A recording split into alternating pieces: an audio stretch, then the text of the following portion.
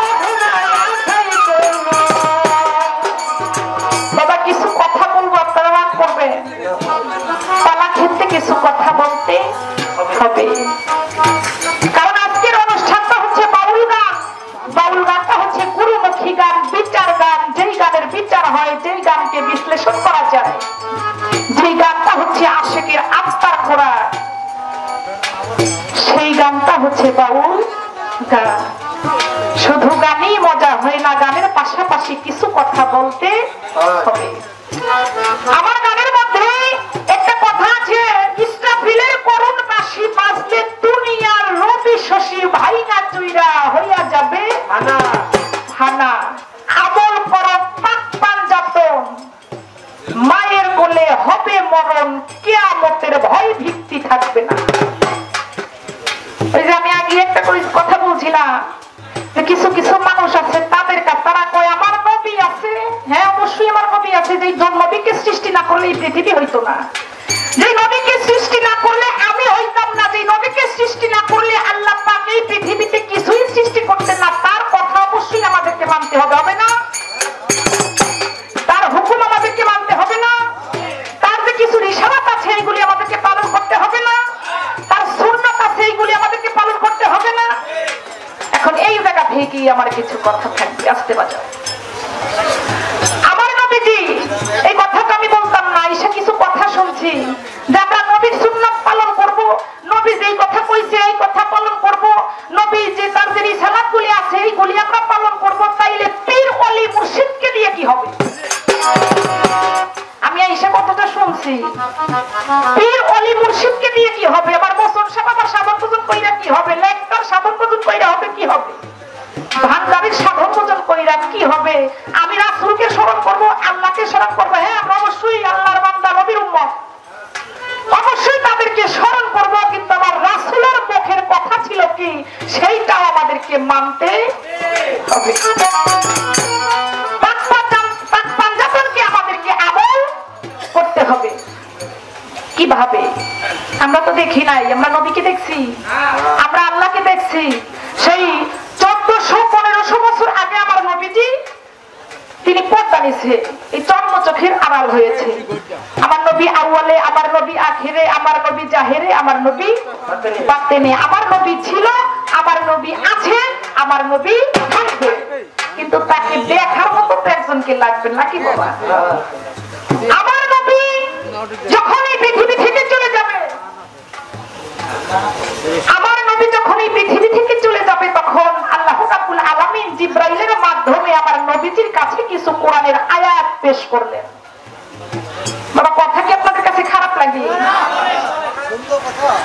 যখন আমার নবীজির কাছে জিবরাইলের মাধ্যমে কোরআনের কিছু আয়াত আসে, প্রথম আয়াতটি হলো ইয়া আইয়ুহাল্লাযী বালিগ মানজিলা ইলাইকা মিন রাব্বিকা আন্না আলিউল মুমিনিন। হে আমার বন্ধু, হে মুহাম্মদ, আপনি তো শীঘ্রই আমার কাছে চলে আসতেছেন, তবে আপনার যে প্রতিনিধি, আপনার যে রিসালাত, এইটা আপনি সমাজের মাঝে রেখে আসে। তখন আমার নবীজি কি করলেন? ১৬ লক্ষ মানুষ নিয়ে গাদিরাঘাট নামক একটা স্থানে তিনি রওনা করলেন। যখন তিনি ওই জায়গায় গিয়ে পৌঁছাইলেন, 4টা উট একত্রিত করে একটি স্টেজ তৈরি করলেন। ওই স্টেজে তিনি কিছু ভাষণ রেখেছিলেন, তিনি কিছু কথা রেখেছিলেন। প্রথম কথা হচ্ছে মান কুনতুম মাওলাহু ফাজাহা আলিউল মাওলা। আমি যাদের মাওলা, আজ থেকে আলী তাদের মাওলা। দ্বিতীয় বক্তৃতা হচ্ছে আলা মাদিনাতুল ইলমি ওয়া আলিউল বাবুহা। আমি হচ্ছে ইলমের শহর, তার দরজা হচ্ছে মাওলা। যদি কেউ এই ইলমের শহরে ঢুকতে চাও, যদি কেউ এই ইলমের শহরে প্রবেশ করতে চাও, তাইলে আগে মাওলা আলীর দরজা দিয়ে প্রবেশ করতে হবে। আমার নবীজি আরো বলেছিলেন, হে মুহাম্মদ, বাবা এই জায়গায় কয়জন লোক? এই কয়জন লোকের মধ্যে আমার সাউন্ড সিস্টেমের দরকার হয়েছে, মাইকের দরকার হয়েছে। কত সুন্দর আলোকসজ্জা, কি সুন্দর স্টেজ। আর ওই জায়গায় 1,25,000 মানুষ ছিল, তার মধ্যে কোনো সাউন্ড সিস্টেম ছিল না, এত সুন্দর আলোকসজ্জা ছিল না, এত সুন্দর স্টেজ ছিল না। উটের পিষ্টে স্টেজ বানিয়েছিল আমার নবীজি। সেই 1,25,000 তার উম্মত যারা ছিল তাদেরকে বলেছিল, হে আমার বন্ধু, আমি যেই কথাগুলি আপনাদের মাঝে বলতেছি আপনারা কি শুনতেছেন? তার উম্মতদের মাঝ থেকে আওয়াজ আসলো, হে মুহাম্মদ, আপনি বলেন, আপনি যা বলেন তাই আমাদের কাছে মধুর মতো লাগে। আপনি যা বলবেন সেটাই আমরা শুনবো। যখন এই কথা বললো, আমার নবীজি বলল, হে আমার বন্ধুগণ, হে আমার উম্মতগণ, আমি তোমাদের মাঝে আরো দুটি ভারী বস্তু রেখে যাচ্ছি। একটা হচ্ছে আল কোরআন, আর একটা হচ্ছে আহলে বায়াত। আহলে বায়াত, আহলে বায়াত। আমার নবীজিকে কিছু সাহাবা প্রশ্ন করেছিল, হুজুর আপনি তো থাকবেন না, আপনি তো চলে যাবেন, তারপরে যারা আসবে তারা কোন তরি ধরে কার হাতে হাত দিয়ে বায়াত গ্রহণ করবে? আমার নবীজি বলেছিল, আমি থাকবো না, আলী থাকবে, আলী থাকবে না আরেকজন থাকবে, আরেকজন থাকবে না আরেকজন থাকবে। এইভাবে নাইবে রাসূল কামিল মুর্শিদ যারা দেওয়া বাকি থাকবে না, আলীর হাতে হাত দিলে আমার হাতে হাত দেওয়া বাকি থাকবে না, আর আমার হাতে হাত দিলে স্রষ্টার হাতে হাত দেওয়া বাকি থাকবে না। কথাটা কি আপনারা বুঝতে পারছেন না? তাইলে কিছু মানুষ আছে যারা বলে পীর মুর্শিদের দরকার কি, ওলিয়া উলিয়াদের দরকার কি?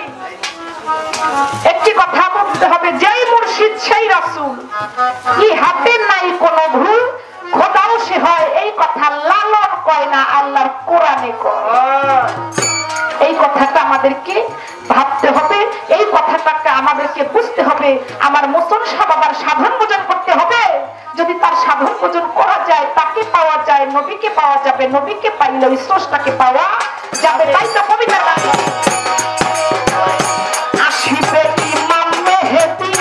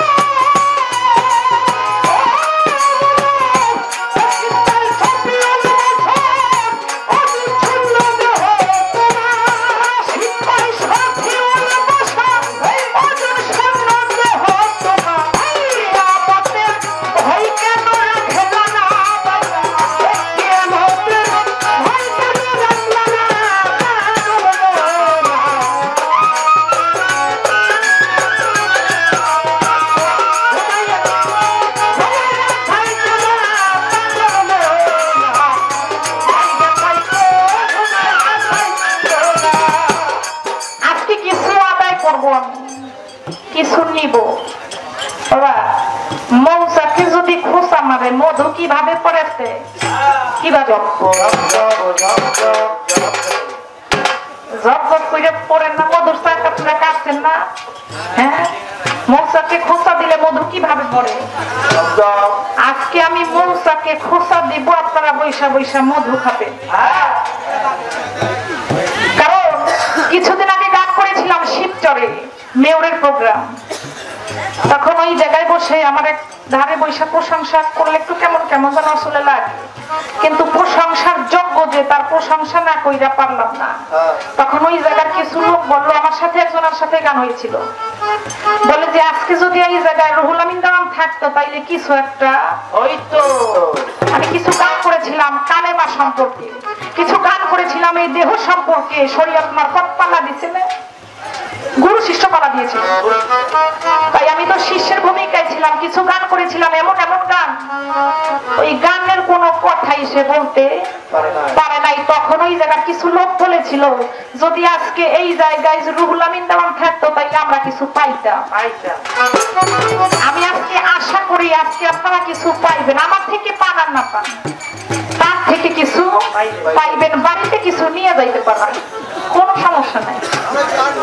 হ্যাঁ, তবে তার কাছে আমার সর্বপ্রথম একটি জবাব থাকবে, হাসের শব্দের অর্থ কি? হাসের শব্দ, হাসের এবং হাসেন, হাসের আর হাসর, হাসর একটা কথা, হাসের একটা কথা।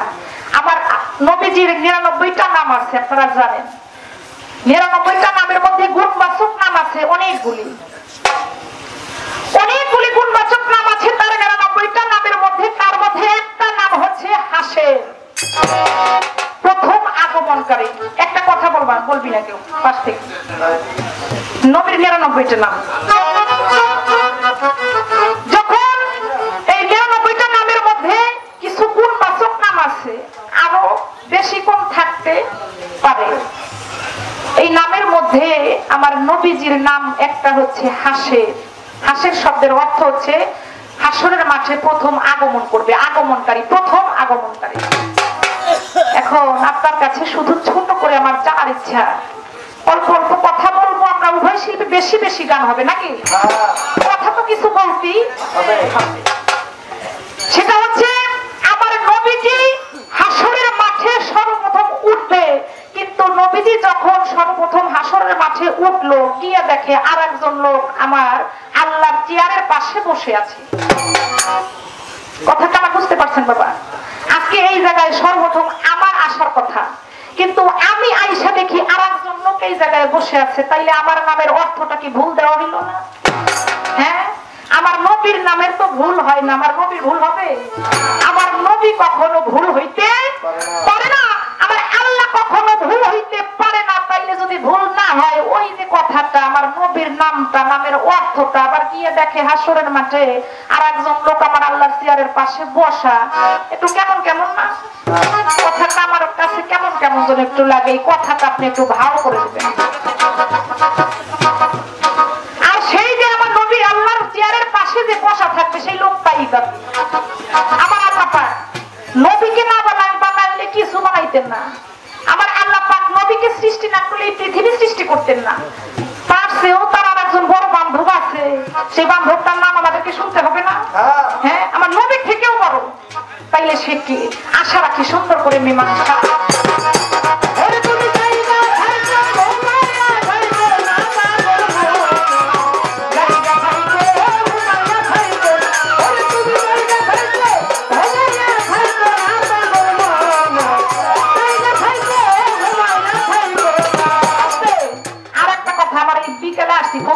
মন থেকে কালকে যে জিজ্ঞাসা করেছিলাম মনে আছে? হাসরের মাঠে এক ব্যক্তি উঠবে, আমার আল্লাহ পাক বিচার করতে থাকবে। হঠাৎ করে এক লোক একদিক থেকে আইসা বলবে, আল্লাহ আপনার বিচার থামান। বলে আল্লাহ, বলে তার ফেরেশতারা বলে, কে তুমি? বলে যে আমি এই বিচার শুনবো না, আমার পেটে অনেক ক্ষুধা, আমার ক্ষুধা নিবারণের জন্য কিছু দাও। আল্লাহ বিচার কাজ করতেছে, আল্লাহ বিচার চলতেছে। তার মধ্য থেকে এক লোক আইসা ক্ষুধার কথা বলতেছে। কেমন না ব্যাপারটা বাবা? আল্লাহ পাক তার ক্ষুধাটা কি দিয়া নিবারণ করলো? আল্লাহ পাক তার ক্ষুধাটা কি দিয়া নিবারণ করলো? তার ফেরেশতাদেরকে আল্লাহ বলেছিল, যাও ওদেরকে এই জিনিসগুলি দাও, ওর ক্ষুধাটা নিবারণ করুক। যখন খাইলো তাতে হইল না, আবার আইসা চাইলো, তাতে হইল না, আবার চাইলো, তাতেও হইল না। আসলে সেই জিনিসগুলি তাকে কি দিয়েছিল? আশা রাখি এই কথাটা মানুষ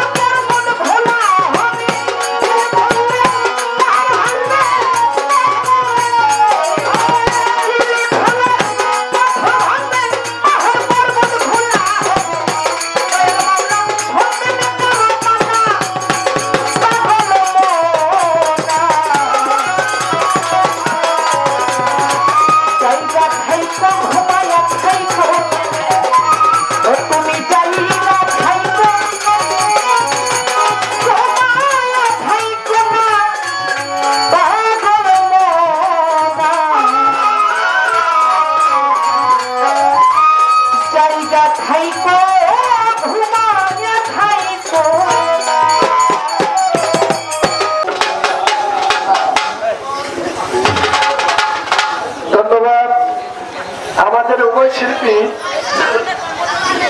বন্দনা বা প্রার্থনামূলক গান শেষ হওয়ার পরে আজকে কমিটির পক্ষ হতে দুটি পালা চলে আসলেন। হাসর এবং কিয়ামত। আমার প্রতিপক্ষ কাকলি সরকার, তিনিকে দেওয়া হয়েছে কিয়ামতের ভাগে, আমি হাসরের ভাগে। তিনি তার ধারা মোতাবেক গান গেয়ে আমার কাছে দুটি প্রশ্ন রাখবেন এবং আমার অনেক প্রশংসা করলেন। বললেন যে রুহুল আমিন দেওয়ান সাহেব আমাকে কয়েকটি বায়না দিয়েছেন এবং সে আমাকে দেখে নাই, তার সাথে কোনোদিন গান হয় নাই, তারপরও আমাকে কয়েকটি বায়না দিয়েছেন। শিবচর পৌর মেয়র আওলাদ হোসেন খান সাহেবের বাড়িতেও। বাবাজি, উনি যতটুকু প্রশংসা আমার করেছেন যে বাংলাদেশের একজন গুণী শিল্পী, এই প্রশংসার মধ্যে থেকে একটি কণাকে, বাড়ির কণার সমপরিমাণ একটি কণাকে 70 ভাগে বিভক্ত করলে তাকে বলা হয় এক জাররা। এই এক জাররা পরিমাণ গুণ বাবা আমার মধ্যে নেই।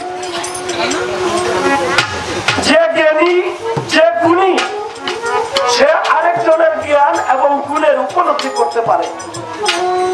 তাই আমার প্রতিপক্ষ শিল্পী যিনি, তিনি গুণী এবং জ্ঞানী বিধায় আমার জ্ঞানের, আমার মধ্যে যে প্রতিভা আছে সেটা সে উপলব্ধি করতে পেরেছে, কিন্তু আমার মধ্যে যে আমার প্রতিভাটা আছে এটা বাবা আমি উপলব্ধি করতে আজও পারিনি। দয়াল বাবা ইউনুস চাঁদ, দয়াল বাবা করিম চাঁদের পাঠ দরবারে আমার ভক্তিপূর্ণ সালাম রাখি। এবার বাবাজি আমার কাছে দুটি প্রশ্ন রাখলেন সুন্দর করে। আর প্রথম প্রশ্নটা হলো, হাসরের মাঠে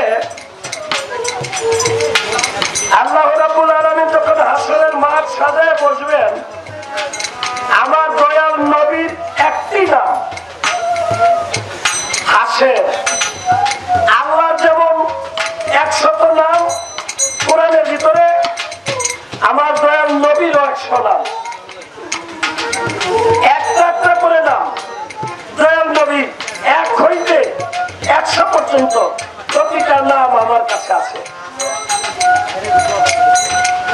এই 100 নামের মধ্যে একটি নাম হলো তার হাসের। হাসেরের বাংলা শব্দের অর্থ হইল ওই মাঠের প্রথম আগমনকারী। সেই মাঠে প্রথম যে ব্যক্তি আসবে, মুহাম্মদের একটি নাম হাসের। হাসেরের বাংলা শব্দের অর্থ হলো প্রথম আগমনকারী। আর যদি তিনি প্রথম আগমনকারী হয়েই থাকে, দয়াল নবী আল্লাহর কাছে যে ওই মাঠে যে দেখবেন আল্লাহ যেখানে বিচারের কার্য করতে বসবেন, সেখানে ওই চেয়ারের পায়া ধরে এক ব্যক্তি বসে আছে। তাহলে দয়াল নবী যে প্রথম আগমনকারী, এই কথাটা সঠিক হলো না। সে ব্যক্তি তো আগে ওখানে বসা। আল্লাহ যে কথা বলেছেন, হাদিস বা কোরআনে যেটা বলে, এটা বাবা ভুল হতে পারে না। তবে এটার একটা কারণ আছে, যেই কারণটা তিনি আমার কাছে জানতে চাইছেন, আমি চেষ্টা করবো সেটা জানাতে। আগে আমার ধারা মোতাবেক একটা গান, তবে তার সাথে আমার কোনো সময় গান হয় না, আমার জীবনের প্রথম হয়েছে। তবে গান কথার বা প্রশ্নের ভাবে আমি বুঝতে পারি যে তিনি একজন অত্যন্ত সুদক্ষ গায়ক বা শিল্পী। এটা আবার এই মাপকাঠিটা ওই যে কেমনে জানি কই আমি নিজে মাপতে না জানলে কি হইব, কেউ আমার মাপে কম দিয়ে আমি টের পাই।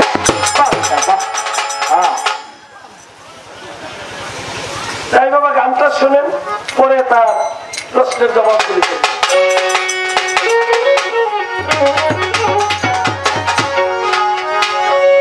আরে তামা হবে জমিন আসমান, বুঝে না কাফের বেঈমান। আজকে বাবা পারস্য দেশের সালমান ফার্সি বলেছেন কোরআনের মাধ্যমে যাকে হারাম বলা হয়েছে সেটা হারামে গণ্য হবে, এবং কোরআনের ভিতরে যেটাকে হালাল বলা হয়েছে সেটাকে হালাল বলে গণ্য হবে। যেটা হারাম এবং হালাল দুইটার একটি কথা বলে নাই, তার অর্থ হলো সেটাকে বলা হয় মুবাহ। না, সেটাকে বলা হয় মুবাহ। এই মুবাহ যেটা, এই গান বাজনার কথা পবিত্র কোরআনের ভিতরে কোথাও বাবা লেখা হয় নাই হারাম, কোথাও এই ব্যাপারে হারামও লেখা হয় নাই, হালালও লেখা হয় নাই। তাহলে এই গান বাজনাটা হাদিসের দৃষ্টিতে গেলে একটা দুইটা না, আমি কয়েকটা হাদিস দিয়ে সহিহ দলিল দিয়ে, 6টা সহিহ দলিলের ভিতরে আমি কয়েকটা দলিল দিয়া আপনাদেরকে 52টা দলিল দিব। কয়টা? 52টা দলিল দিব। আমি সেই দলিল আজকে সাথে করে নিয়ে আসছি। আমার এখান থেকে এক ভাই ফোন করার পরে আপনারা দেখবেন, যদি দেখার ইচ্ছা হয়, এখানে কোনো তর্ক নাই। কি বাবা ঠিক আছে? বাতও নেই, তর্ক নাই। আমরা যে গাইটা সঠিক না বেঠিক এটা দলিল মোতাবেক আছে কি নাই এটা খালি দেখবেন। কোন তার সাথে তর্ক নাই, কোন যুদ্ধ নেই, কোন বিবাদ নেই। বুঝার জন্য আপনি আমারটা বুঝবেন, আমি আপনারটা বুঝবো। কি বাবা ঠিক আছে? কিন্তু এই অযথায় একটা গন্ডগোলের সৃষ্টি করাটা, এটা সমাজের মধ্যে আমি ভালো মনে করি না।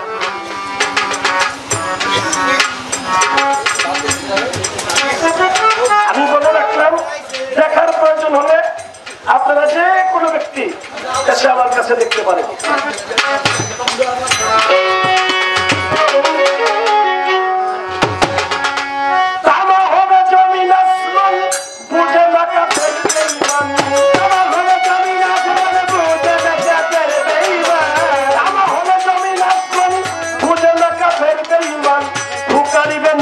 নাফসি কঠিন নিদানে, পুকারিবে নাফসি নাফসি কঠিন নিদানে, আল্লাহ নিজে বসবেন এটার আসনে, আল্লাহ নিজে বসবেন এটার আসনে।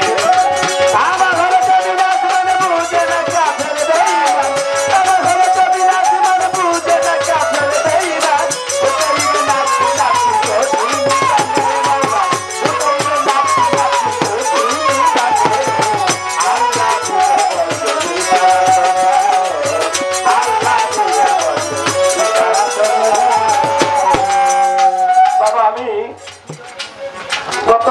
খুলনা গানে গিয়েছিলাম। খুলনা গানে যাওয়ার পরে, এই গানটা গাওয়ার পরে একজন কোরআনের হাফেজ, একজন মুফতি মৌলানা, দুইজন মিলে আমাকে 500 টাকা দিয়েছিলেন। এই গানটা যে আমি গাইতেছি, এই গানটার ভিতরে যতগুলি কথা, প্রত্যেকটা কথা কোরআন, একটা কথা কোরআনের বাইরে না। লক্ষ্য করে শুনবেন, এই মাইকের আওয়াজটা অনেক দূরে যায়, এরাও শুনতে পারেন। আমি 30 তারিখে গান গিয়েছি ঢাকা যাইতে, রাস্তার পাশে পড়ে কদমপুর, সেখানে 5 থেকে 6 জন ওলামায়ে কেরাম গিয়েছিলেন। তারা গান শোনার পরে, আমার গান শুনে বাহির হয়ে আসার সময় তারা বলছিল, রুহুল আমিন ভাই আপনি যে এই গানগুলি গান, এই ধরনের গানের এটা না যায় হতে, পারে না। আল্লাহ এবং আল্লাহ রাসূলের কথা থাকে, এটা বাবা কখনো না যাইজ না। যেখানে অশ্লীল কথা নাই, খারাপ ভাষা নাই, কোনো খারাপ ব্যবহার নাই, সমাজের মানুষ খারাপ হয় না, অশ্লীল পথে যায় না, নোংরা হয় না। হারাম হালাল বিধাত এগুলি আমরাও বুঝি, আমরা আরবিটাও বুঝি, বাংলাটাও বুঝি। ওই খালি কইবেন যে আমরা টাইটেল পাস করছি, আমাদের সার্টিফিকেট আছে, এই জন্য আপনারা একটা পাহাড়ে উঠে গেছেন।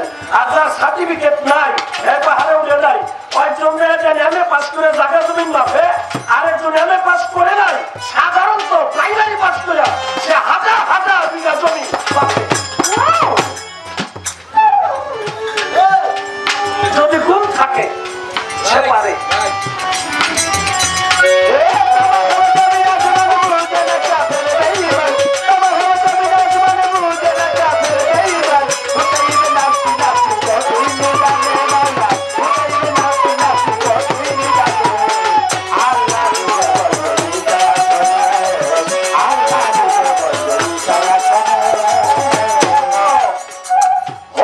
হিসাব নিকাশ কেহ ফেল কেহ পাস, নেতিবাদীর ওজন হবে তুলে নিদানে।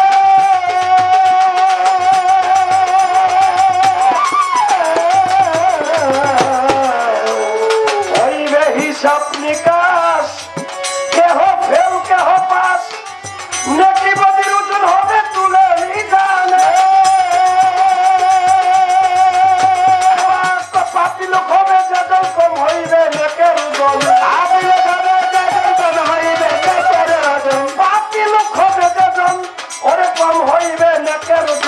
জাহান্নামে করবে গমন প্রকাশ কোরআনে, জাহান্নামে করবে গমন প্রকাশ কোরআনে।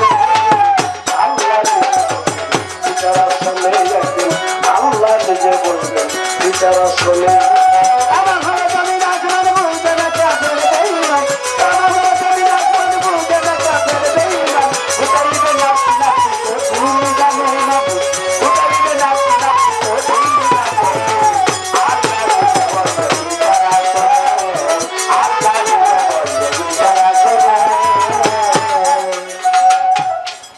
হিসাব নিকাশ কেহ ফেল কেহ পাস, নেকি বদির ওজন হবে তুলে নিজানে। পাপী লোক হবে যেজন, কম হইবে নাকের ওজন, জাহান্নামে করবে গমন প্রকাশ কোরআনে। জাহান্নামের উপর দিয়া ফুল ছাড়া তোলে বানায়া, পাপী লোক পার হইতে উঠবে যখন।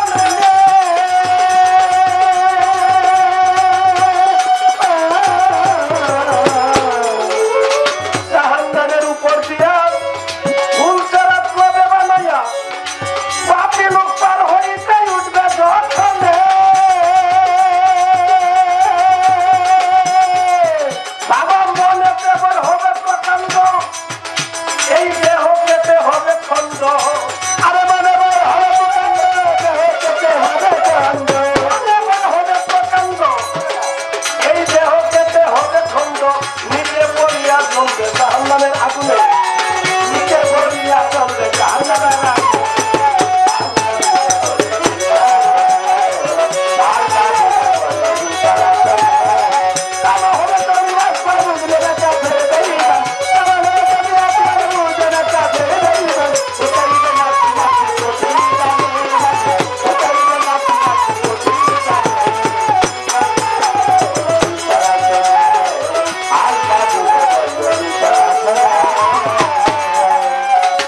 জাহান্নামের উপর দিয়া ঘুম ছাড়া প্রদীপ বানাইয়া পাপী লোক পার হইতে উঠবে যখন, মনেতে বই হবে প্রকাণ্ড, এই দেহ কেটে হবে খণ্ড, নিচে পড়িয়া জ্বলবে জাহান্নামের আগুনে।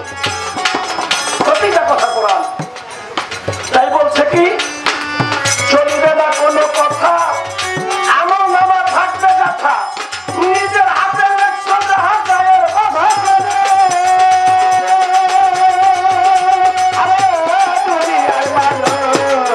বাবা চলিবে না কোনো কথা,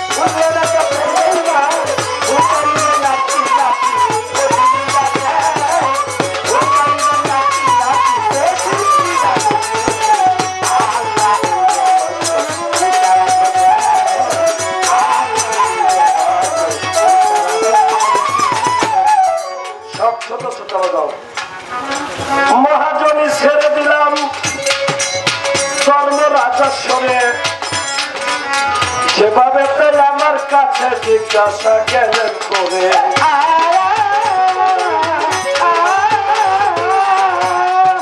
আমার কাছে জিজ্ঞাসা করে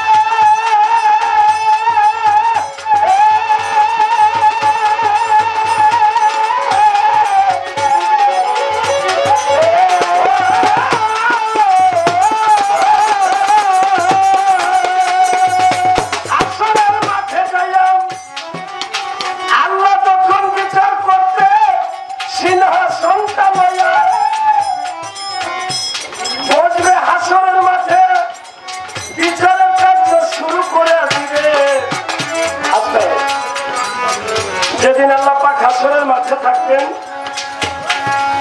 সেদিন আল্লাহ ব্যতীত আরো 8 জন ফেরেশতা, আল্লাহ একা আর হলো 8 জন ফেরেশতা। কয়জন হলো? 9 জন। এই 9 জন আসবে, এই 9 জন ব্যতীত ওই দিন হাসরের মাঠে আর কেউ থাকবে না। সিংহাসনে বসার পরে এই দুনিয়া ধ্বংস হওয়ার পরে 40,000 বছর, কত বছর? 40,000 বছর পর্যন্ত দুনিয়াটা প্রতি অর্থাৎ লক্ষণ্ড ঘাস জমি পড়ে থাকে। 40,000 বছর পরে এই দুনিয়ার উপরে অন্য কোথাও না, এই দুনিয়ার উপরে আল্লাহ সিংহাসন লইয়া 8 জন ফেরেশতাকে নিয়ে এই দুনিয়ার মধ্যভাগে বসবে, যেখানে কাবা বরাবর, কাবাটা যেখানে এই বরাবর সিংহাসনে বসবে। সিংহাসনে বসার পরে আল্লাহর কুদরতে আল্লাহ নিজে ইসরাফিলকে তৈরি করবে, তৈরি করে সিংহা হাতে দিবে, দিয়া বলবে মাথার উপরে দাঁড়িয়ে সিংহা ফুট দাও। এই পৃথিবীতে দিচ্ছে 3 ফুক, হাসরের মাঠে দিবে 1 ফুক। কয়টা হলো? 4টা ফুক আসবে। ওই একটা ফুক দিলে যার যার কবর হবে, যে যেখানে এই একটা ফুক দেওয়ার সাথে সাথে সর্বপ্রথম মাটি ফাইটা যে ব্যক্তি উঠবে সেটা হলো হযরত মুহাম্মদ। এই জন্য তার নাম থাকবে হাসের। উনি মাঠে যেয়ে ওই মাঠের মধ্যে আল্লাহর কাছে যেয়ে দেখবেন আল্লাহর আছে 10 জন, ইসরাফিলকে বানাইছে তারে লইয়া, আরো শের পায়ে ধরে 1 জন, এই হলে 11 জন। দয়াল নবী যাবেন, যাওয়ার সাথে সাথে হবে 12 জন। এখন তার প্রশ্ন, হযরত মুহাম্মদ যদি হাসরের মাঠে প্রথম আগমনকারী হয়ে থাকে, হাসের হয়ে থাকে, তাহলে উনি যে একজনকে দেখলেন, তাহলে উনি হাসের হলেন কি করে? প্রথম ব্যক্তি কি করে হলেন? এটা কখনো মিথ্যা না। সে ব্যক্তি হলো মুসা আলাইহিস সালাম। কবুতর পাহাড়ে যখন উনি আল্লাহকে দেখতে চাইলেন, আল্লাহ রাব্বুল আলামিন তার বাম হাতের আঙ্গুলে একটু নূরের ঝলকানি মুসা আলাইহিস সালামকে দেখাইছিলেন। মুসা সেই নূরের ঝলকানি দেখে মুসা অজ্ঞান হয়ে পাহাড়ের চূড়া হতে গড়াইয়া নিচে পড়ে গেলেন। ওই নূরের ঝলকানির চোখে পাহাড়ে আগুন লাগে, পাহাড়টা পুরো ছাই হয়ে যায়। এই পাহাড় পুরো যে ছাই হয়েছে, ওই ছাইয়ে তৈরি হয়েছে চোখের সুরমা। এটার বহু ইতিহাস। তখন এই অজ্ঞান হয়ে নিচে পড়ার কারণে মুসার যখন জ্ঞান ফিরছে, তখন মুসা বলেছিল যে আল্লাহ, আমি তো এই পৃথিবীতে তোমার নূরের তাপজালি দেখে অজ্ঞান হইয়া পাহাড়ের চূড়া হতে নিচে পড়ে গেলাম, অজ্ঞান হয়েছি, তোমাকে পরিপূর্ণভাবে দেখতে পারি নাই। ও আল্লাহ, আমার এটার বিধান হবে কি? আল্লাহ বলেছেন, তোমাকে আমি পৃথিবীতে অজ্ঞান করলাম, হাসরের মাঠে তোমাকে অজ্ঞান করা হবে না, তোমার জ্ঞান থাকবে। ইসরাফিলের প্রথম বুকে উঠার পরে, অজ্ঞান অবস্থায় থাকার পরে সেখান থেকে জ্ঞান ফিরে মুহাম্মদ উঠে যাইয়া দেখবেন মুসা আলাইহিস সালাম আরশের পায়ে ধরে বসে আছে। ওই মুসা অজ্ঞান হয়েছে বিদায় ওই হাসরের মাঠে তার অজ্ঞান করা হবে না, জ্ঞান থাকবে।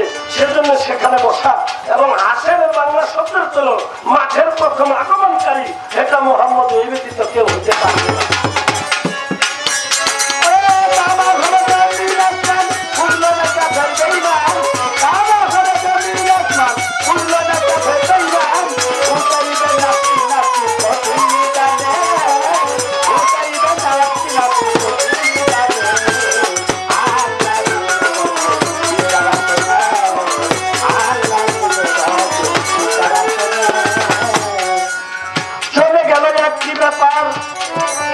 জবাব দিলাম তারে, আরেক প্রশ্ন করে গেছেন আমার ওই নাদারে।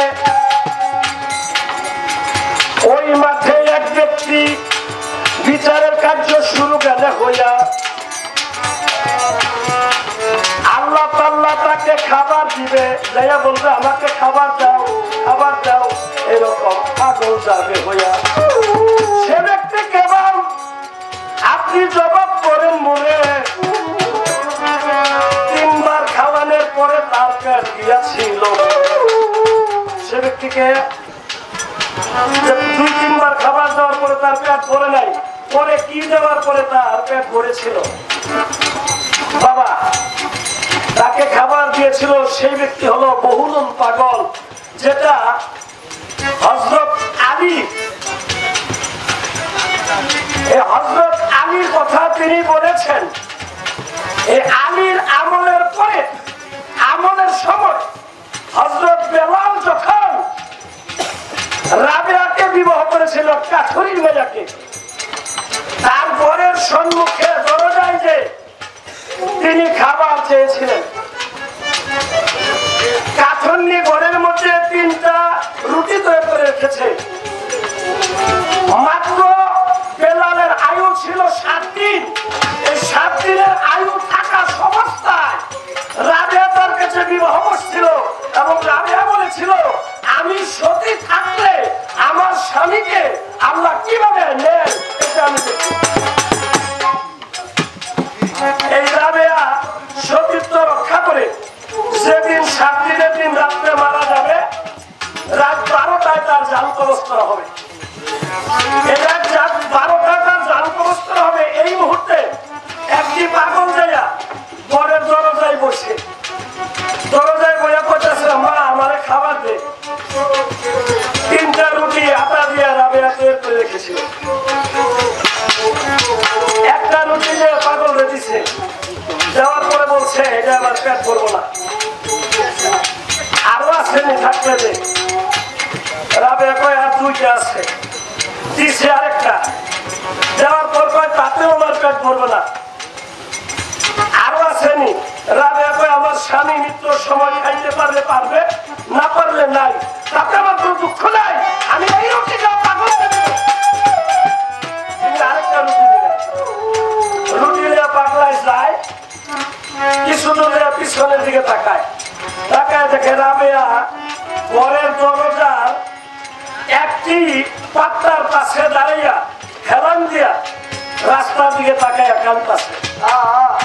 পাগল দেখতে ফিরাইছে, খাইয়া কয় তোর মা তোর রুটি নে, তুই আমার রুটি দিয়া তোর রুটির লেগে কাঁদতাছ, আমি তোর রুটি খাবো না।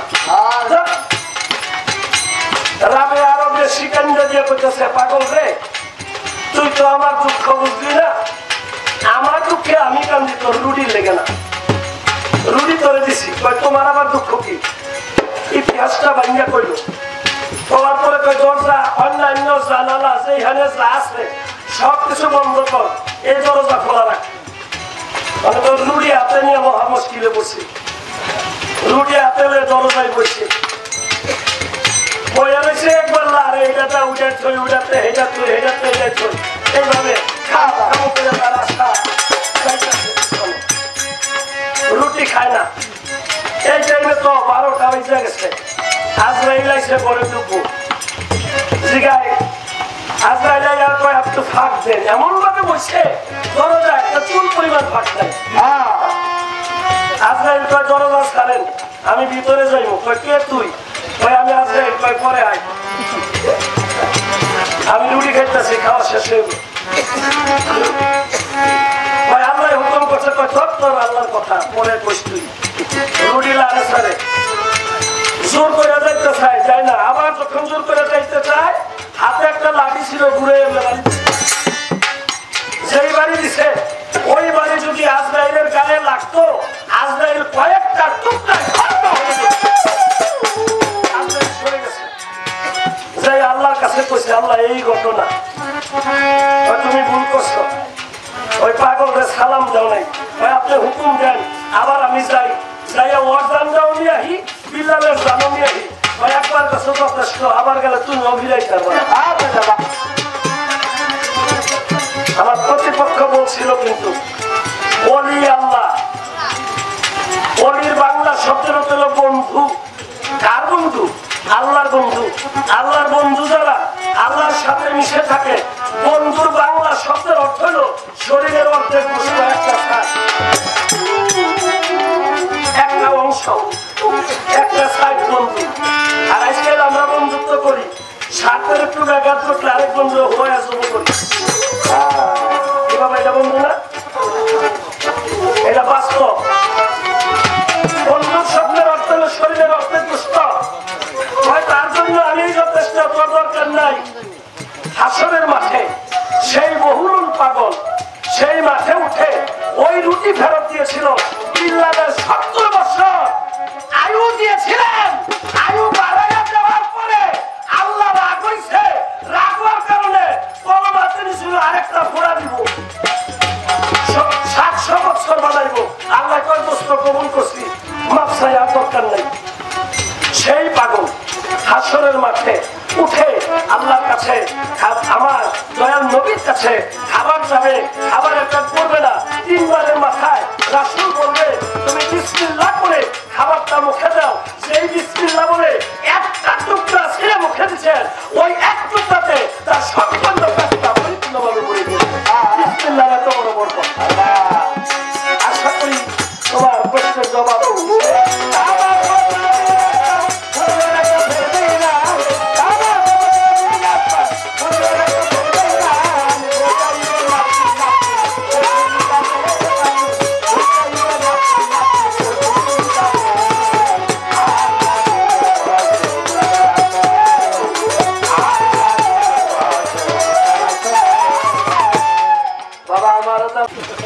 আমি কি তার ছেড়ে দেবনি?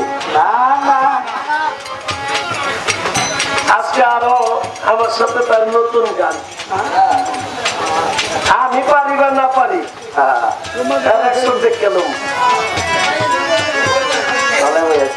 আমারও তো পাইছি। বাবে বুঝলাম তিনিও কেউ নেই। আমার ওনার কাছে একটা প্রশ্ন থাকবে। একদিন এক লোক কিয়ামতের আগে মাটি কাটতেছে। এই মাটি কাটতে কাটতে কাটতে কাটতে অনেক গভীরে যাওয়ার পরে একটা কাঠের টুকরা পাইছে। কাঠের টুকরাটা উঠাইছে। কাঠের টুকরাটা উঠাইয়া ওই টুকরার মধ্যে দেখে কিছু লেখা, 3টা পর্ব লেখা, 1টা 2টা না 3টা পর্ব। এই লেখা 3টা পর্ব দেখা উনি বুঝতে পারলেন। ওই কাঠটা উঠায় উপরে রাখা তিনি বললেন এ কয়দিন পরে কিয়ামত হয়ে যাবে। কয়দিন পরে দেন বলবো না। ওই ব্যক্তি কাঠের টুকরাটা দেখা বুঝতে পারলেন যে এত বছর পরে কিয়ামত হয়ে যাবে বা এই কয়দিন পরে কিয়ামত হয়ে যাবে। আমি তিনি কাছে জানতে চাইব এই কাঠের টুকরাটা কত বছর আগে, আর এই কাঠের টুকরাটা কোথা থেকে আসলো এবং যে ব্যক্তি পেয়েছিল তার নাম কি। আর ওদের মধ্যে 3টা ছন্দ লেখা ছিল। এই 3টা ছন্দ দেখে উনি বুঝতে পারলো এই কয়দিন পরে দুনিয়া কিয়ামত হবে। এটার মূল হাকিকতটা কি সুন্দরভাবে আপনি আমাকে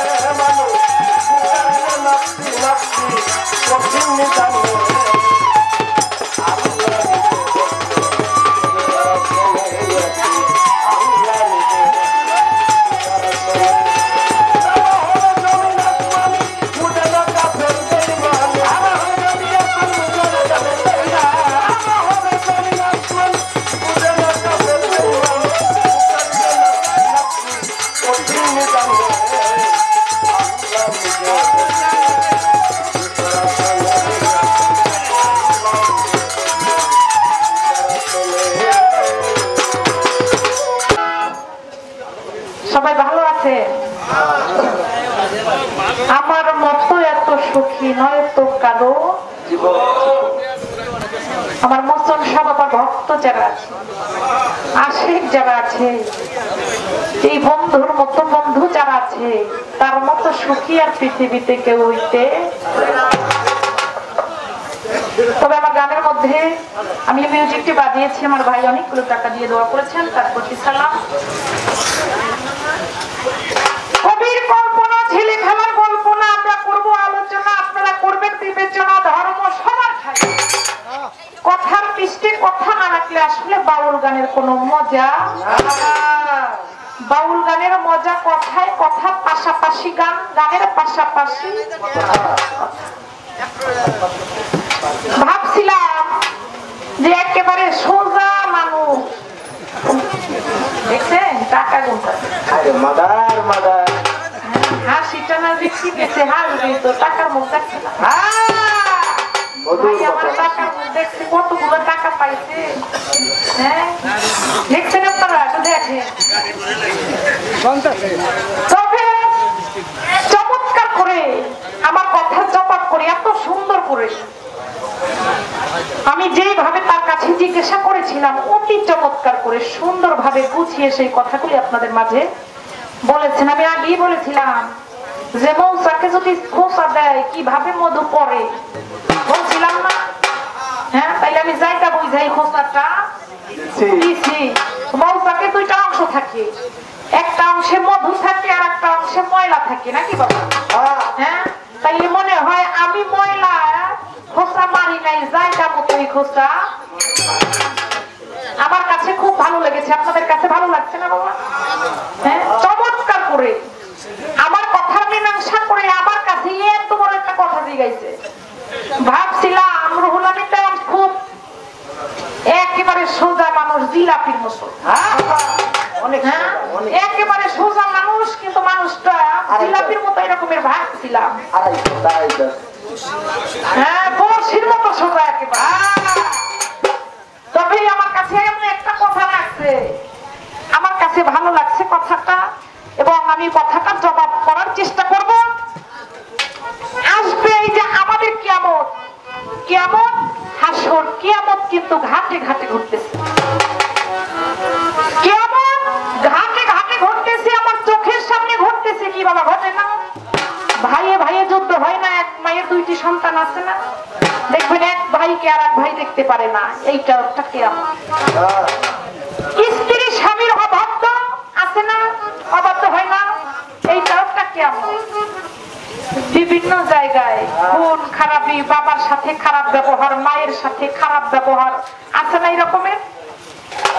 এইটা হচ্ছে কিয়ামত। আমাদের প্রত্যেক দিন কিয়ামত ঘটে। আরেকটি কিয়ামত হচ্ছে আমার নিজের জন্য, যখন আমি থাকবো না তখন আমার জন্য কিয়ামত হয়ে যাবে। আমি থাকবো না, আমার দেহ থেকে যখন আমার প্রাণ পাখিটি চলে যাবে তখন আমার জন্য কিয়ামত হয়ে যাবে।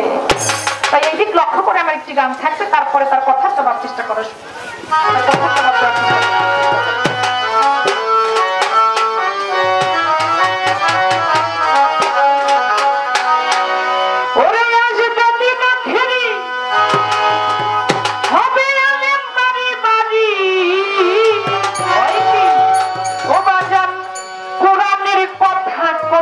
নিজেরাই পানে ঘন ঘন মসজিদে কিয়ামতের নিশানা গো, ঘন ঘন মসজিদে কিয়ামতের নিশানা। কথাটা কি আপনারা বুঝতে পারছেন? কোরআনের কথা কইবে কিন্তু নিজেরা মানবে না। এই জন্যই তো আমি বলেছিলাম আগের একটা কথা যে আলেম সমাজ, কিছু কিছু আলেম আছে বাবা, সবাই না। আবার কিছু কিছু ফকির আছে, সব ফকির না। ফকিরদের মধ্যে চক্কর আছে, আলেমদের মধ্যে জালেম আছে, যারা এই কোরআনের কথা নিজেরা কয় কিন্তু বিশ্বাস আসলে করে। কোরআনের মধ্যে কোরআনের কথা, হাদিসের কথা, নবীর কথা, একজন ওলির কথা যেই ব্যক্তি বিশ্বাস করে না সে পূর্ণাঙ্গ মানুষ হইতে পারে না। তাই তো কবি বলেছে, হবে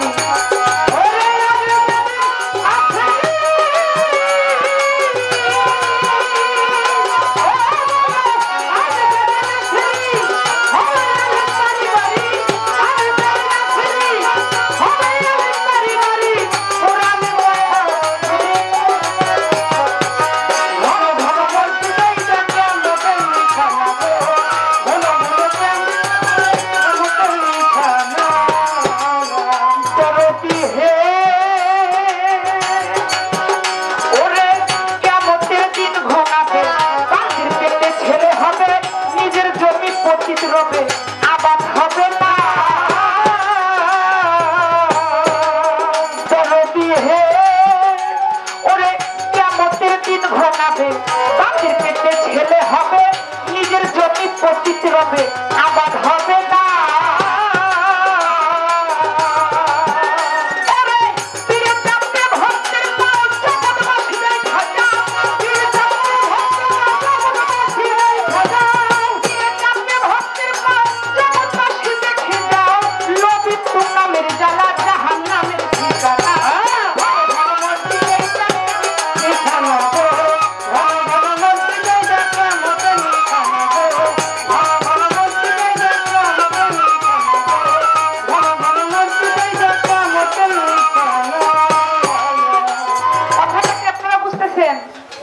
বাবা, কিয়ামতের দিন ঘনাবে, বান্দির পেটে ছেলে হবে, নিজের জমি পতিত রবে, আবাদ হবে না। পীরে চাপবে ভক্তের পাও, জগৎবাসী যেই খাজাও, লোক কিন্তু নামক যাও জাহান্নামের ঠিকানা।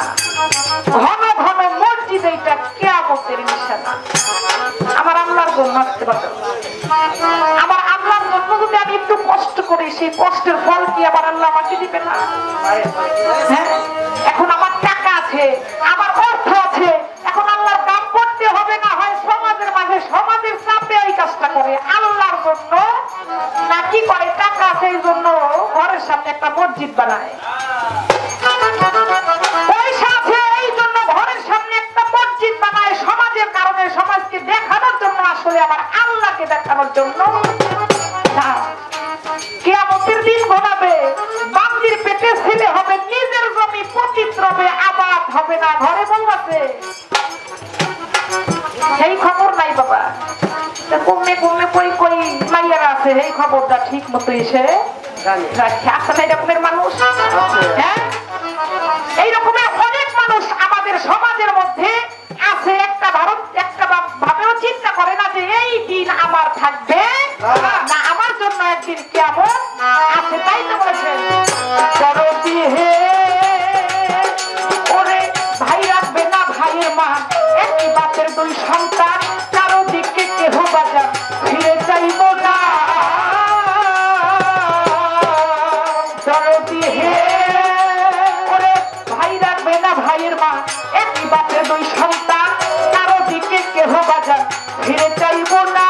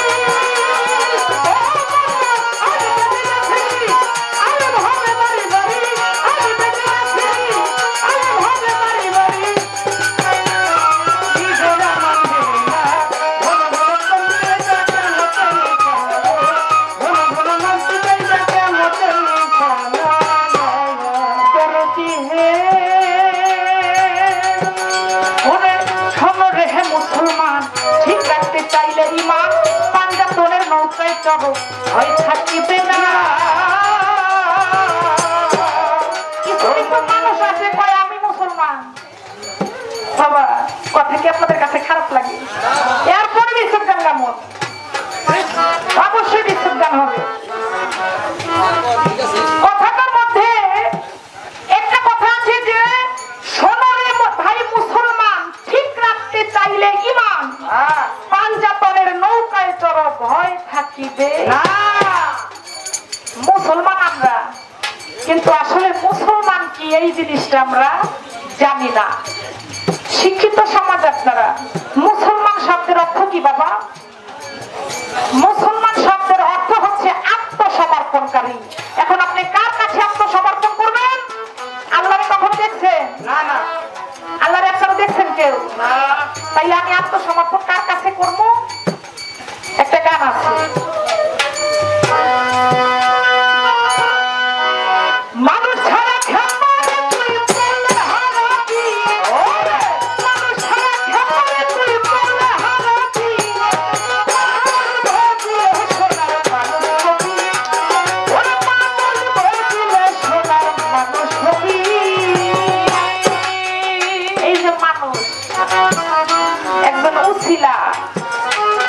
গিয়ে আত্মসমর্পণ করতে হবে।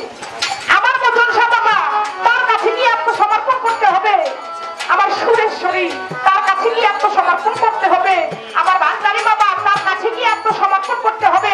আমার খাজা বাবা তার কাছে গিয়ে আত্মসমর্পণ করতে হবে। যদি আপনি তার হাতে হাত দিয়ে বায়াত গ্রহণ করেন তাহলে আমার নবীর হাতে হাত দেওয়া হবে। নবীর হাতে হাত দিলে স্রষ্টার হাতে হাত দেওয়া বাকি থাকবে না। আগে মুসলমান হইতে হবে। আমার আল্লাহর বাণী কি বাবা? আমার আল্লাহর বাণী হচ্ছে কোরআন। আর সেই কোরআনের মধ্যে আল্লাহ ঘোষণা করে দিয়েছেন যে হে আমার বান্দাগণ, তোমরা মুসলমান না হইয়া কেউ কবরে আসিও না। আগে মুসলমান হইতে হবে। আগে নিজেকে তৃপ্তি করতে হবে একজন মুর্শিদের কাছে। আমি তোকে দূর করে নিজেকে বিসর্জন দিতে হবে। তাইলেই আপনি সুখ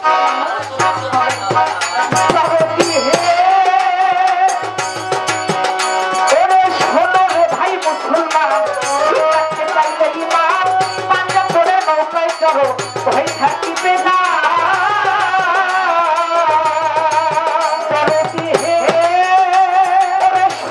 ভাই মুসলমান ঠিক রাখতে চাইলে ইমান পাঞ্জাব তোরে নৌকায় চড়ো ভয় থাকিবে না।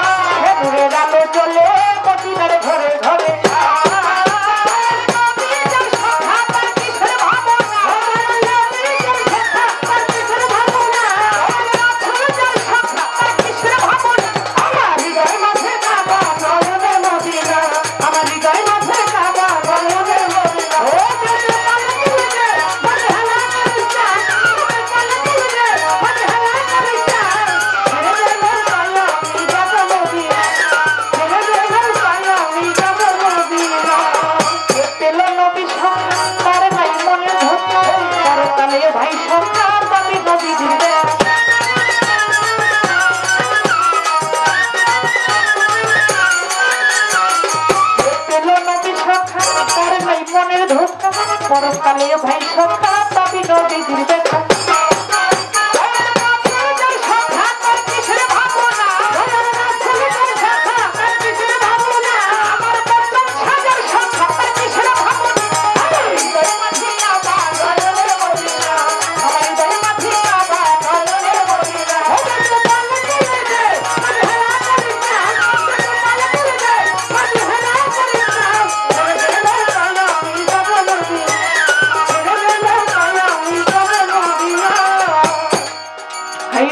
আমার কাছে প্রশ্ন করে আমি ভুলি না ওরে ভুলি নাই কথা মনে পড়ে যা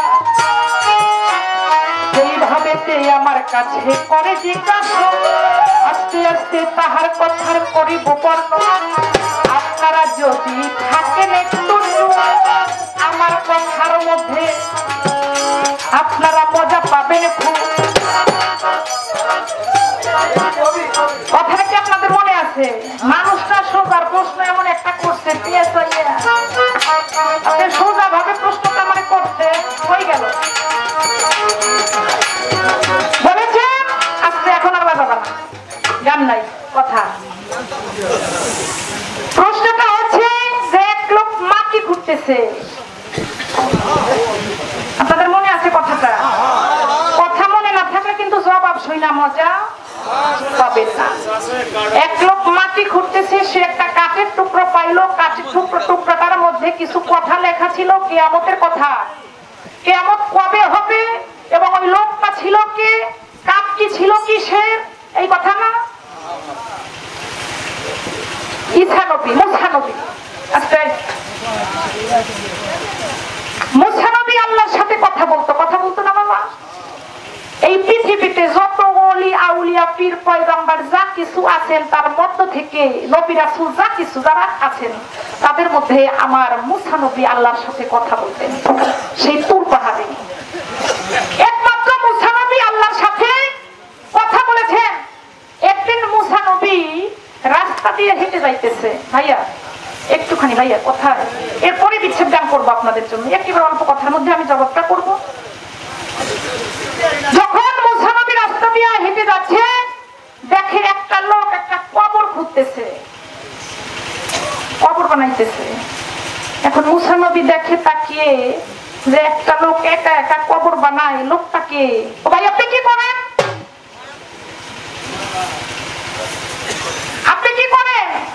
বলে যে আমি কি করি আমি কবর খুঁড়ি আপনি দেখেন না বলে যে কবর খোঁড়েন মা কে মারা গেছে কোথায় মারা গেছে লোকটা কই আছে আপনি বুঝবেন না লোক আছে আপনার এইগুলো দিয়ে দরকার আছে মনে মনে ভাবে একদিন তো এই কবরে আমারও যাইতে হবে আজকে আর কাল তাইলে আমি একটু কবরটায় শুয়ে দেখি আরামটা কিরকমের আরামায়েশ আছে কিনা কে বলে মুসা নবী যখন ওই কবরটার মধ্যে মুসা নবী শুইল ইতিমধ্যে আজরাইল আইসা হাজির হইল মুসা নবী কয় তুমি কে বলে যে আমি তো আজরাইল আপনার জান কবজ করার জন্য আসছি ভাইয়া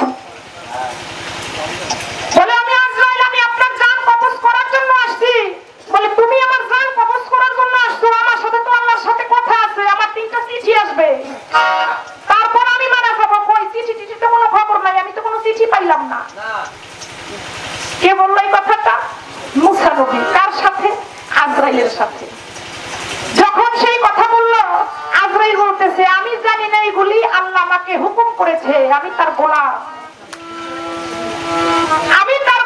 আমি তার চাকর সে আমাকে যে হুকুম করবে সেই হুকুম পালন করি আমি আপনার জান কবজ করতে হবে আমি এইটুকুই জানি অন্য কিছু জানি না মুসা নবী কয় আচ্ছা তুমি আমার জান পরে কবজ করো আমার সাথে আল্লাহর সাথে কথা আছে সে তো কথার পর খেলাপ করে না সে তো কারো সাথে ওয়াদা ভঙ্গ করে না যদি সে ওয়াদা ভঙ্গ করতো তাইলে আমার সাথেই কথা সে দিত না আল্লাহর সাথে মুসা নবী আল্লাহকে বললো যে আল্লাহ আপনি তো বলেছিলেন আমার 3টা চিঠি আসবে তারপরে আমি মারা যাব বাবা আমার মুরব্বিয়ান যারা আছে কথাটা একটু আমার শুনেন আল্লাহ বললো মুসা রে তোমার চিঠি 3টা ঠিকই গেছে কিন্তু চিঠি 3টা তুমি বুঝতে পারো যখন এই কথা বললো মুসা বললো আল্লাহ গো কি এমন চিঠি আমার আসলো, কই আমি তো কোনো চিঠি পাইলাম না। তখন মুসাকে আল্লাহ বলল, মুসা রে তোমার কি চুল পাকছে? মুসা বলে, হ্যাঁ গো আল্লাহ আমার চুল পাকছে। বলে যে তোমার চোখের শক্তি কমে গেছে? যে হ্যাঁ আল্লাহ আমার চোখের শক্তি কমে গেছে। বলে যে তুমি কি আগের মতো কোনো কিছুতে স্বাদ পাও? তোমার শরীরে বল শক্তি আছে?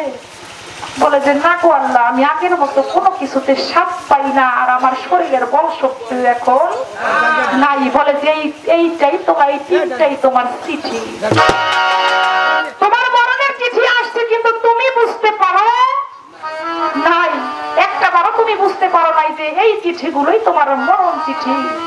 কাগজে লিখলেই কি সেইটা চিঠি হয়ে যায়? কলম দিয়ে যদি কাগজে কেউ লিখি সেইটাই চিঠি হয়ে যায় না বাবা। চিঠি আমাদের প্রত্যেকটা মানুষ, আমরা যারা আছি, আমাদের অটোমেটিক চিঠি আইসা যাবে। কোনো ডাক পিয়নের দরকার হবে না, কোনো খাতা কলমের দরকার হবে না। তখন এই কথাই ওই জায়গায় বলা হয়েছিল। আমার সেই মুসা নবীর কাছে চিঠি আসছিল, সেই চিঠি তিনটা, চুল পাকা, দাঁতে মুখে সব, মুখে স্বাদ লাগে না, চোখের শক্তি নাই, চোখে আগের মতো দেখতে পারে না। এই চিঠি তিনটা তার কাছে এসেছিল। আর প্রত্যেকটা মানুষ যখন তার দেহ থেকে প্রাণ পাখিটা চলে যাবে তখনই তার জন্য কিয়ামত হয়ে যাবে, তখনই তার জন্য কিয়ামত, মানে তার জন্য শেষ। এই ছিল তার কথা। আমি অল্প কথার মধ্যে শেষ করলাম। আস্তে এখন তার কাছে আমার ছোট করে একটা জিজ্ঞাসা, শুধু একটা জিজ্ঞাসা তার কথা থেকে। সেটা হচ্ছে, সে বলেছে যে এই পৃথিবী ধ্বংস হয়ে যাবে, এই পৃথিবী শেষ হয়ে যাবে, নেককার বান্দি আর যারা যারা পাপী তাদের বিচার হবে, তারা দোজখে চলে যাবে। যারা পাপী তারা দোজখে চলে যাবে, যারা ভালো কাজ করছে তারা বেহেশতে চলে যাবে। এই কথা বলছেন না বাবা? এই কথা বলার পরে আবার বলেছেন যে তিনটা ফুঁক দিবে কে? ইসরাফিল ফেরেশতা। ফুঁক দেওয়ার পরে পৃথিবী কিয়ামত হয়ে যাবে। আর একটি ফুঁক দেবে যখন এই পৃথিবীতে আবার কাল হাসরের মাঠ সাজানো হবে, তখন একটা ফুঁক দিবে। সেই ফুঁকের সুরে, সেই ফুঁকের শব্দে, সেই ফুঁকের আওয়াজে আবার সকল মানুষ কবর থেকে উঠবে। কথাটা শুনেছেন আপনারা? আমার ভাই কিন্তু কথাটা বলেছিল। একটা ফুঁক সেই হাসরের মাঠে আবার ইসরাফিল ফেরেশতা দিবে, যার কারণে যত মৃত ব্যক্তি আছে, যত কবরবাসী আছে, তারা ওই হাসরের মাঠে আবার জীবিত অবস্থায় উঠবে।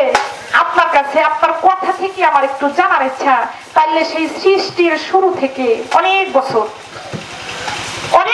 যাবত হয়েছে, এই সেই আদম হাওয়া থেকে শুরু করে এই পর্যন্ত যত মানুষ মারা গেছে, আসলে তাদের তো কোনো এখন পর্যন্ত বিচার হয় নাই, হইতে বাবা? তাইলে তারা কোন অবস্থায় আছে? কথাটা আপনারা বুঝতে পারছেন? বিচার কিন্তু এখন পর্যন্ত হয় নাই, হাসরের মাঠ হয় নাই, এই পৃথিবী কিয়ামত হয় নাই, কিন্তু তারা যে মরে গেছে সেই শুরু থেকে এখন পর্যন্ত যত মানুষ এই পৃথিবীতে কবরবাসী যারা আছে, তারা কোন অবস্থায় আছে, কি অবস্থায় আছে? আশা রাখি সুন্দর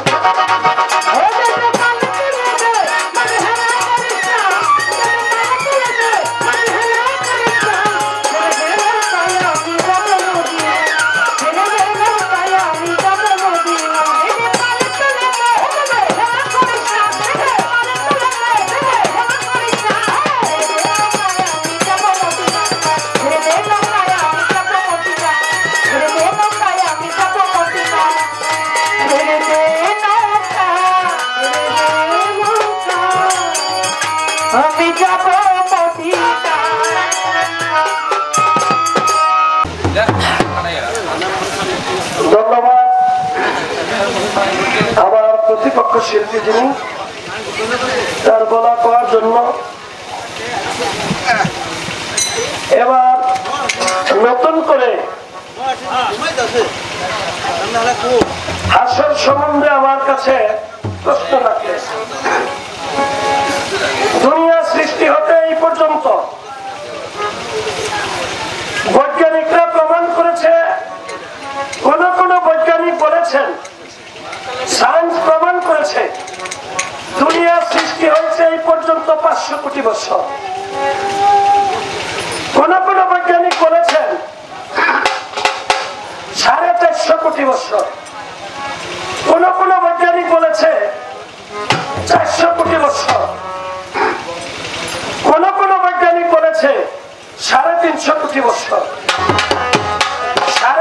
কোটি বছরের নিচে না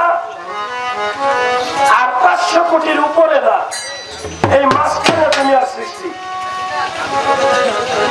500 কোটি বছরের উপরে না আর 350 কোটি বছরের নিচে না, মাঝখানে দুনিয়ার সৃষ্টি। আমার প্রতিপক্ষ শিল্পীর কথা যে এই দুনিয়ার সৃষ্টি হইতে এই পর্যন্ত বাবা আদম আলাইহিস সালাম হতে বাবা আদমের পূর্বে আরো 5টা জাতিকে আল্লাহ তৈরি করেছিলেন। জিন, অসুর, হারিস, মারিস, সিংহ, এই 5টি জাত ধ্বংস করার পরে এই জিন জাতিকে সৃষ্টি করার পরে জিন জাতিকে ধ্বংস করার পরে হলো মানুষ। এই মানুষের মধ্যে মেয়ে এবং পুরুষ, পৃথিবীর প্রথম মানুষ হলো বাবা আদম আলাইহিস সালাম। পুরুষ জাতির মধ্যে, মেয়ে জাতির মধ্যে পৃথিবীতে সর্বপ্রথম মেয়ে হলেন মা হাওয়া। এই হইতে এই পর্যন্ত যত মানুষ কবরবাসী হয়েছে, এই মানুষের গুলি তারা কোথায় কিভাবে কি অবস্থায় আছে কিয়ামতের আগ পর্যন্ত থাকবে। এই ব্যাপারে আমার কাছে তিনি জানতে চেয়েছেন, আমি তার জবাব করব। আগে আমার একটি গান।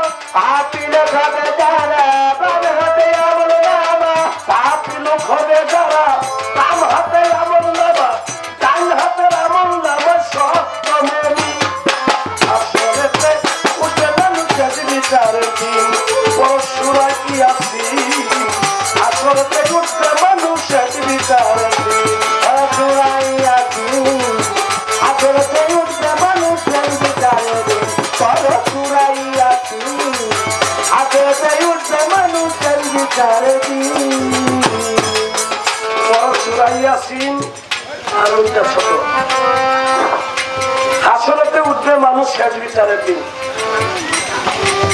দেখো সূরা হাক্কাতে ডান হাতে বাম হাতে আমল নামা থাকবে সেই দিন। আমল নামার কর্ম কথা লেখা থাকবে, জীবন খাতা, খাতার পাতা হবে না বিদিন। পাপী লোক হবে যারা বাম হাতে আমল নামা, ডান হাতের আমল নামায় সত্য মুমিন। গানের ভিতরে জবাব হইতেছে, তারপর আবার আমি কথাই বলবো। বাবা, পৃথিবীর থেকে যখন মানুষ চিরবিদায় হয়ে যায়, তাকে গোসল দিয়ে কাফন করিয়ে যখন জানাজা করা হয়, জানাজা দিয়ে আসলে আমাদের ইসলাম ধর্মের কথা বলতেছি, অন্য ধর্মের কথা বলতেছি না। আমি অন্য ধর্মের কথা বললে সেটারও বিধান আমি দিতে পারবো।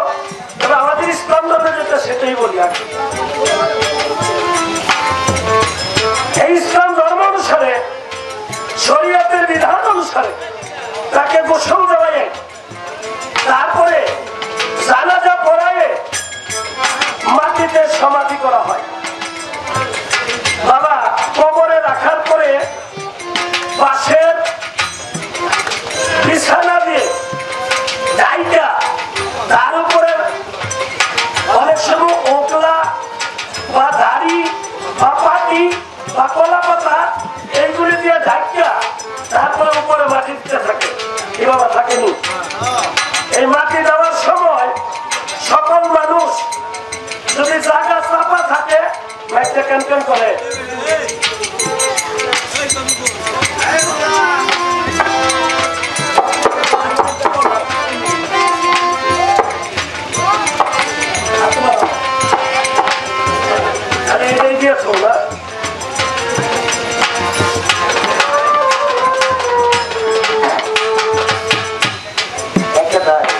বাবা একভাবে থাকলে ওই ভাবের মধ্যে আরেকটা জন ঢুকে তখন ওইটা কেটে যায়। এটা তো আগে সেটিং করে রাখি কথাগুলি। প্রশ্নটা করার পরে কোনটার পরে কোনটা আসবে, একটার পরে একটা থাক বাই থাক কথাটা বাজে থাকে।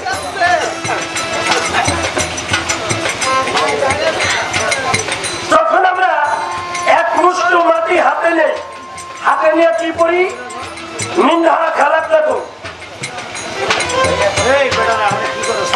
মিনহা খালাকনাকুম আফিহা নুইদুকুম আমিনহা নুখরিজুকুম তারাতা উখরা।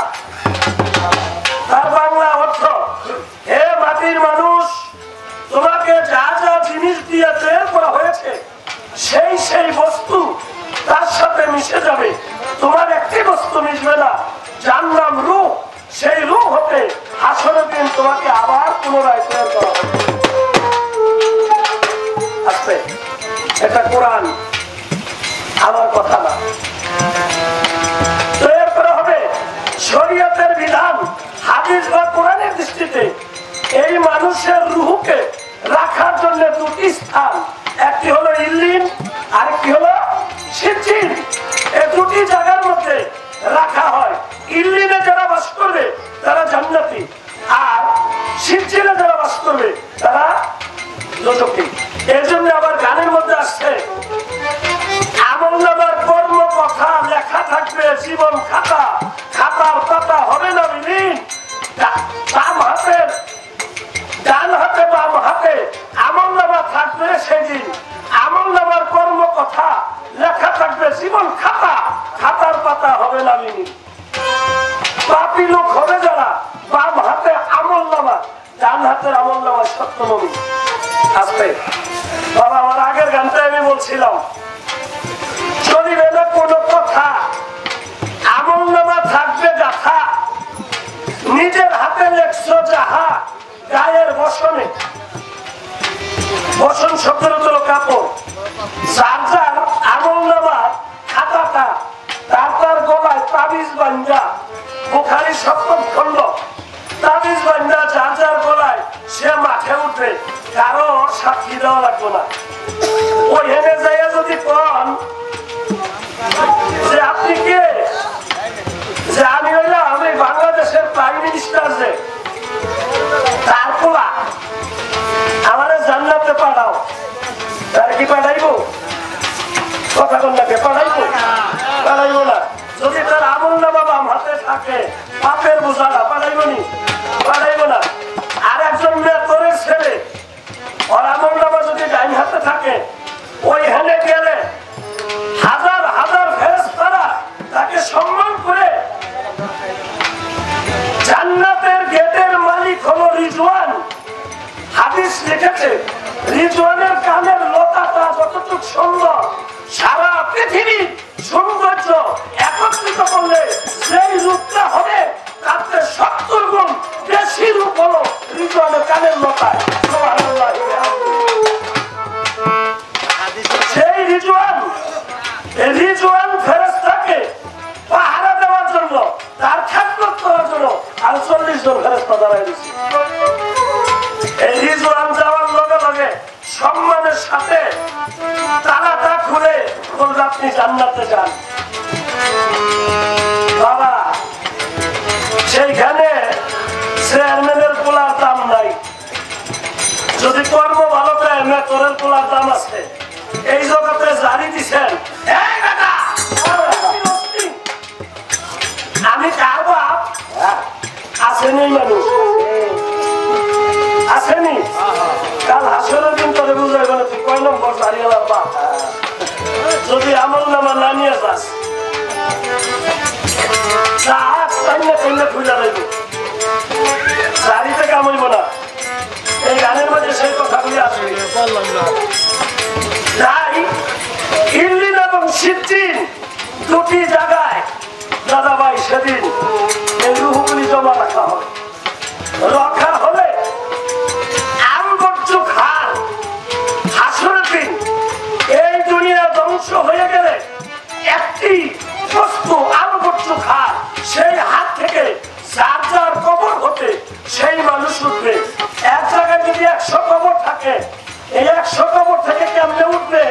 বুখারীতে প্রমাণ করেছে, যেমন পিঁপড়া মাটির গদের থেকে একটার পর একটা বাইর হয়। কি বাবা বাইর হয়নি? এইভাবে যার যার কবর হতে একটার পর একটা, এক জায়গায় যদি 50টা কবর থাকে, আবার পেশ ধরতে পারে, বাইরে দিয়ে যায়। এই একটা থেকে এইভাবে একটার পর একটা বাইরে উঠে মাঠে উদিত হবে। আমবর্জুক হাত থেকে ইল্লিন এবং সিজ্জিনে জমা আছে বিচারের খাতাপত্র লইয়া সেদিন উঠলে কোন সাক্ষী সাবুতে প্রয়োজন নাই। যার যার সাক্ষী শেষেই দিবে। হাতের সাক্ষী হাতে দিবে, পায়ের সাক্ষী পায়ে দিবে, চোখের সাক্ষী চোখে দিবে, মুখের সাক্ষী মুখে সেদিন দিবে। ও মানুষ হুঁশিয়ার হও, হুঁশিয়ার হও।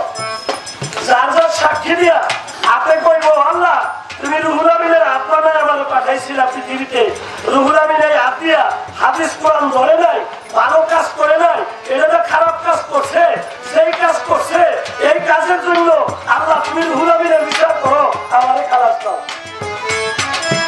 আর খালাস হয়ে যাবে। পায়ে বললে রুহুল আমিনের পা বানাইছিলা, সে মসজিদে যায় নাই, নামাজ পড়ে নাই, কোন ওলিয়া উলিয়ার দরবারে যায় নাই, ভালো কাজে যায় নাই, খারাপ জায়গায় গেছে, খারাপ কাজ করছে, আমার হাইটা হাইটা যাইয়া তুমি আল্লাহ রুহুল আমিনের বিচার করো। চোখে বলবে, চোখ বানাইছিলা রুহুল আমিনের, আমি আমারে দিয়ে খারাপ জিনিস দেখছে, খারাপ নজর করছে, বদ কাজ করছে, আমারে দিয়ে ভালো হাদিস কোরআন কিচ্ছু করে নাই, তুমি রুহুল আমিনের বিচার করো।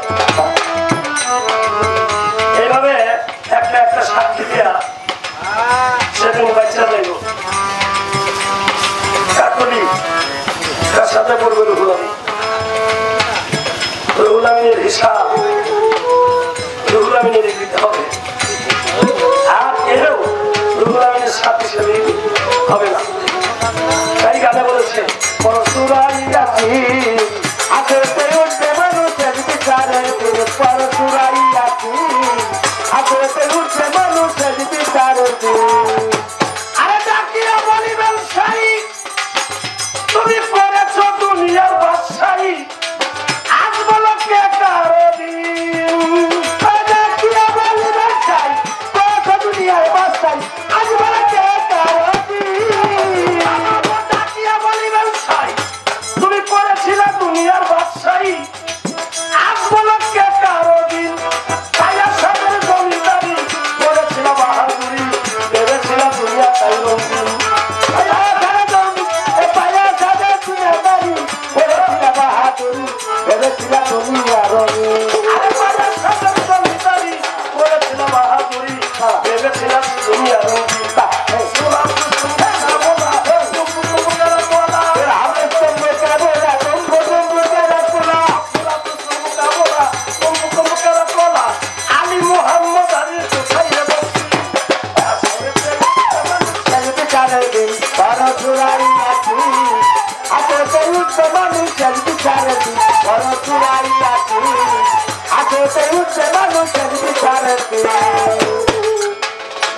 বলিবেন সাই, তুমি করেছিলা দুনিয়ার বাদশাহী, আজ বলো কে কারো দিন।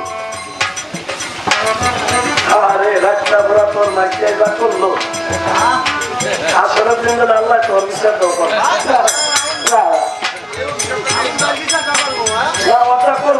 তো দেওয়া লাগে না, তো অন্তরতে আইয়া ভরে। একজনে যদি ভালো কাজ করে এইভাবে হাতুড়ে করলো, আল্লাহ কাকলিরে শান্তিতে রাখো, এমনি মনে থেকে বলবো। অন্য জন্য করলে আমার সেটা দেখে আমার করবো, আমরা দুজন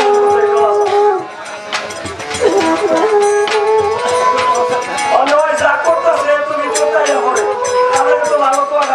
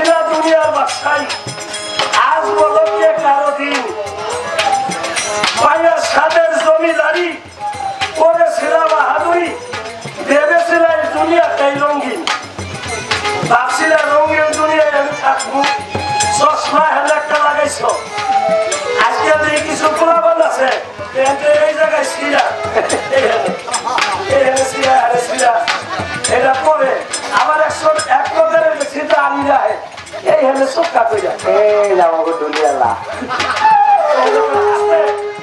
এই কয়টা রাখে, এই দাঁড়িয়ে কত বড় গুণা এটা তো জানে না। ওইটা দাঁড়িয়ে রাখতে রাসুলে বেজ্জতি করলো, ওর দাঁড়িয়ে রাখতে মরে যাও হরণি পালো। ওই পোলাটা যদি আমার করে হইতো, আমার করে হইতো, ওই বুঝতো দুনিয়াটা কোন তালে চলে। আমার একটা ছেলে আপনারা যাই দেখবেন ফরিদপুর রাজেন্দ্র বিশ্ববিদ্যালয় থেকে মাস্টার্স পাস করেছে অ্যাকাউন্টেন্ট সাবজেক্ট নিয়ে। প্রাণী লড়বে, আমার ছেলে লড়বে না, সেভাবে জন্ম করেছি। আর আজকাল পুরাই জনের দাঁড়িয়ে রেখে একটু গ্রামটা ঘুরলে পাহে লুঙ্গি জাহাজ আসেনি বানাগা বুঝলে মরার পরে ভাইয়া সাদের জমিদারি করেছিলি বাহাদুরি, ভেবেছিলে দুনিয়ায় রঙিন, শোভা রুস্তম বোকা ভোলা, কুমফু কুমফু কেলা কোয়ালা, আলী মোহাম্মদ আলীর কোথায় রে বক্সি আসেনি একটা মোহাম্মদ আলী আছে, সে ব্যক্তি ডিসেন্সি ওয়াল এই একটা দোষী দিলে ফেলে গেছে। মোহাম্মদ আলী ভারতে যার জন্ম আসেনি সেই মোহাম্মদ আলী, আলী আসেনি, সোধার পুস্তক আসেনি, যাদের দেশে গিয়েছে মাইকেল কলিন্স, এলভিন, তারা চাঁদকে জয় করেছে, পৃথিবীর শ্রেষ্ঠ সর্বপ্রথম চাঁদের ইতিহাসে নাম আছে। তাহলে তুমি তো তা করতে পারো না, তোমার খুশিতে মিশিয়ে ওয়ালা হতে পারে না, এই বেলা এই ঘুরে গেছে। আরে সোনা প্রশ্ন কাবলা তুমি খেলা করা আলী মোহাম্মদ আলীর কোথায় রে বক্সি আসলে তাই উঠতে রাখলে চেয়ারম্যান না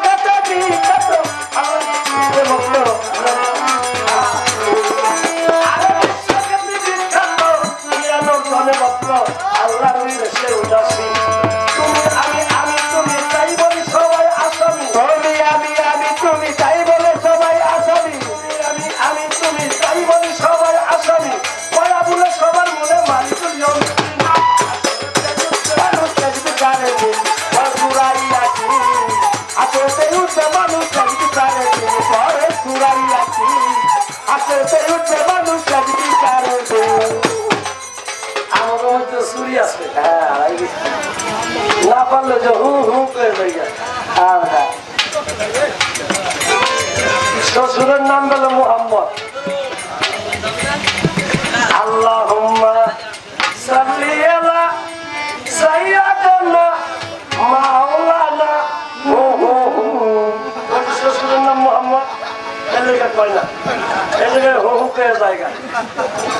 আমাকে মধ্যে এই দল আছে, এই খেয়াল দেন না করে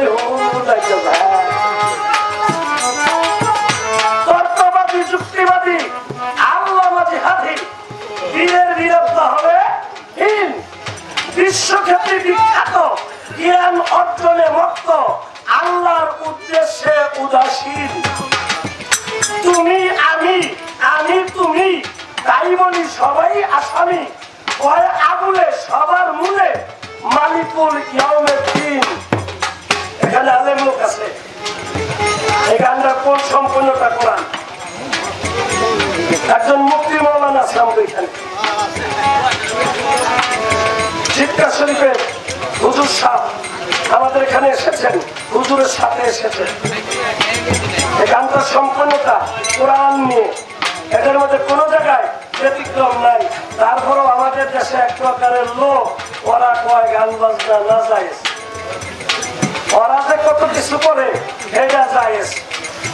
ওই যে শেখ মুজিবুরের ছবি টাকার মধ্যে এটা পকেটে নামাজ পড়া জায়েজ, ওইটা কইতে না যে এটা বেটা, এটা বেটা তুলে তো হুকি জাত উড়ে দেব। ওইটা ভালো জাতীয় সঙ্গীত, ওইখানে কত বড় বড় মুক্তিরা ওইখানে সংসদ সদস্য কি বাবা হয়েছেনি, জাতীয় সঙ্গীত বাজার সময় খারাইয়া আপনার বুকের মধ্যে দিয়া চুপ করে খালি তাই এদিন করতে হবে না যে গোল্ডেনের বাজারে জাতীয় সঙ্গীত বাজাইতে মানে এটা বন্ধ করো। ও এটা হলো সুবিধাবাদী, ও এনে কয় এটা সুবিধা, এটা দেশের জন্য, এটা এটা এটা এটা আমার দেশের লাইনে এটা করা যায়।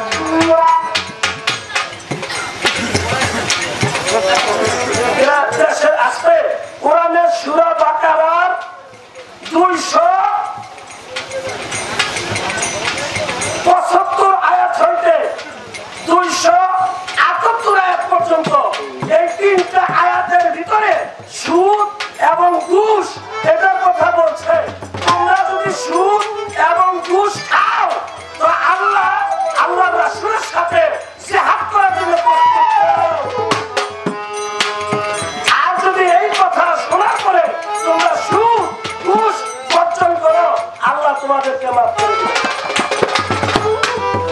ওই বড় বড় ঘুষ সুদ এখন মসজিদে নামাজ পড়তে হয়, এরা হচ্ছে গ্রামের মাতবর, বড় চেয়ারে ভয় পান সাবাই আম আম আম, এর পিছনে যে খারাইয়া করব আলেম সাহেব হুজুর লন যাই, এর কইলে তো ওনার চাকরি ফুটুস খালি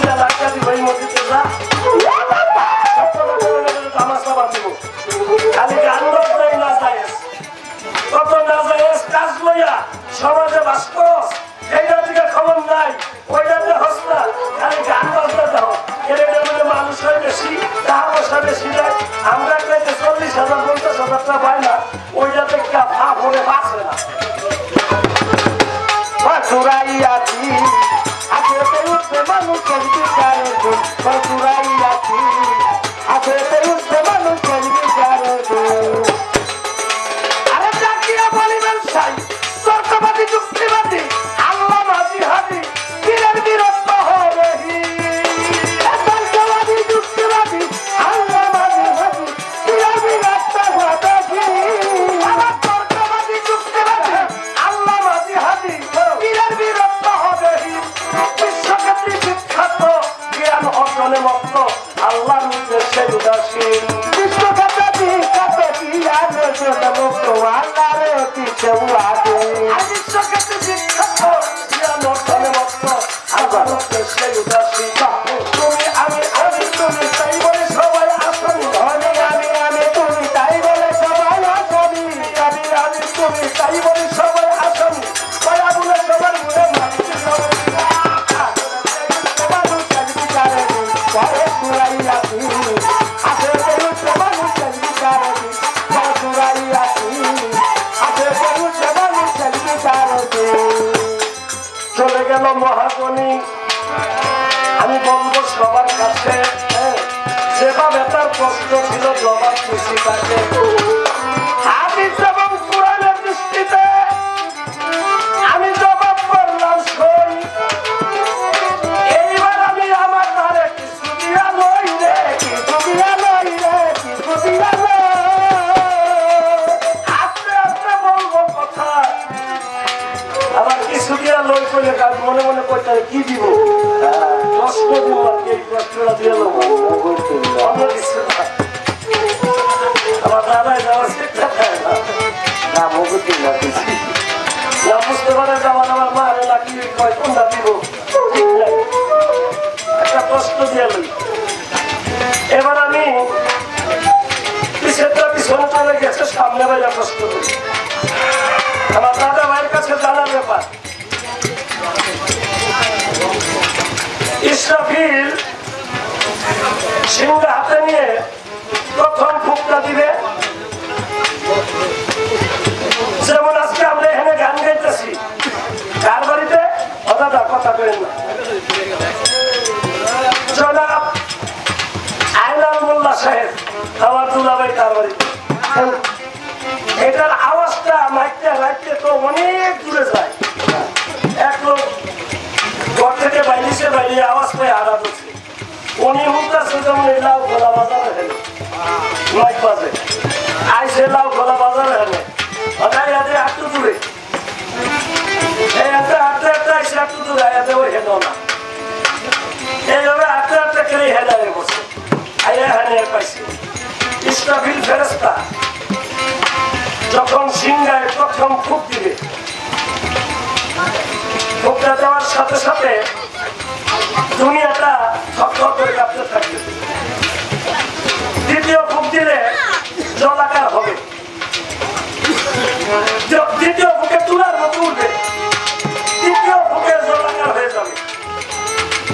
যখন প্রথম ফুকটা দিতে চাইব, এই ফুকের সময় লম্বা তো বাসিটা, ওই বাসির ওই মাথা দিয়া একটা বাবা যে ভুবনের মধ্যে এক প্রকারের কালা পুক হয় না, এইরকমের একটা পুক ওই বাসিটার ভিতরে ঢুকবে, ঢুকলে ফুকের সাথে বাইরে যাবে। আলাদা ঢুকলো দ্বিতীয় ফুকে বাইরে যাবে, তৃতীয় ফুকে আবার ঢুকবে, আবার বাইরে যাবে। চতুর্থ ফুক দেওয়ার সময় আর ফুকাটা বাইরে না, সেই ফুকের আওয়াজ নয় বলে এটা ওই হাসনের দিন আওয়াজ। ওই যে আমি প্রশ্ন করছিলাম চতুর্থ ফুক হবে। আমার জানার ব্যাপার, এই তিনটা ফুক আল্লাহর হুকুমে দিবে। ওই পোকা দিতে চায় না। আসলে কি এটা কোনো পোকা না কোনো মানুষ বা দেবতানো না কার আল্লাহর হুকুম মানে না, এটার মূল হাকিকতটা কি একটু সুন্দরভাবে ব্যবস্থা করলে একটা শান্তি পাবে। মানুষ এক বিচারের দিন করে চুরাই আছি, হাতে উঠে মানুষ এক বিচারের দিন। হাত কাটে ডান হাতে বাম হাতে আমার নামে থাকবে সেই দিন। হাত কাটে ডান হাতে বাম হাতে আমার নামে থাকবে সেদিন। হাত কাটে ডান হাতে বাম হাতে আমার নামে থাকবে সেই দিন।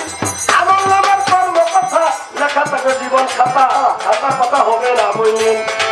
পাপি লোক হবে যারা বাম হাতে আমল নামা, পাপি লোক হবে যারা বাম হাতে আমল নামা, পাপি লোক হবে যারা বাম হাতে আমল নামা, ডান হাতে আমল নামা সব চলুন।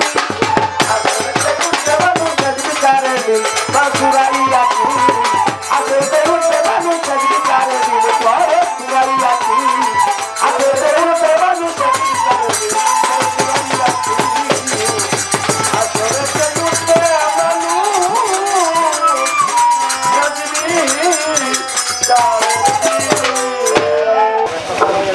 চমৎকার করে আমার কথার জবাব করে একটা ভাবের রাজ্যে চলে গেছেন। এখন আমার কোনো কথাই নাই, আমি নিজেই হারিয়ে গেছি। তবে ছোট করে আমি তার কথাটার মীমাংসা করব। একটি পোকার কথা বলা হয়েছে। ইসরাফিল যখন বাঁশিতে ফুঁক দিবে, একে একে 3 বার ফুঁক দিবে, তখন একটা পোকা বারবার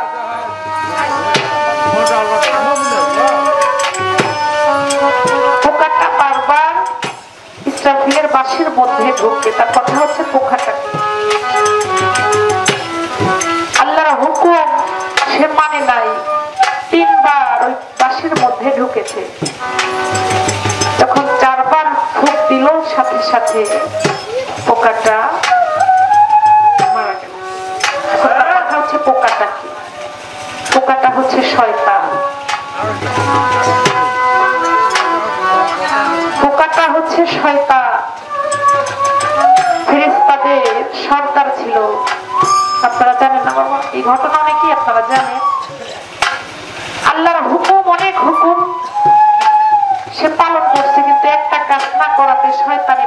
করছে। কি সেটা? সেজদা। একটা জায়গায় সেজদা করে নাই সে, মাত্র একটা জায়গাতে সেজদা না করাই সে শয়তান হয়ে গেছে। বারবার ডিস্টার্ব ইসরাফিল ওই শয়তানি করবে, সে প্রকার উদ্ধারণ করে তাকে ডিস্টার্ব করবে। এই ছিল তার কথা। আমি একেবারে কম কথার মধ্যে জবাব করেছি, কারণ রাত্র একটু অধিক হয়েছে।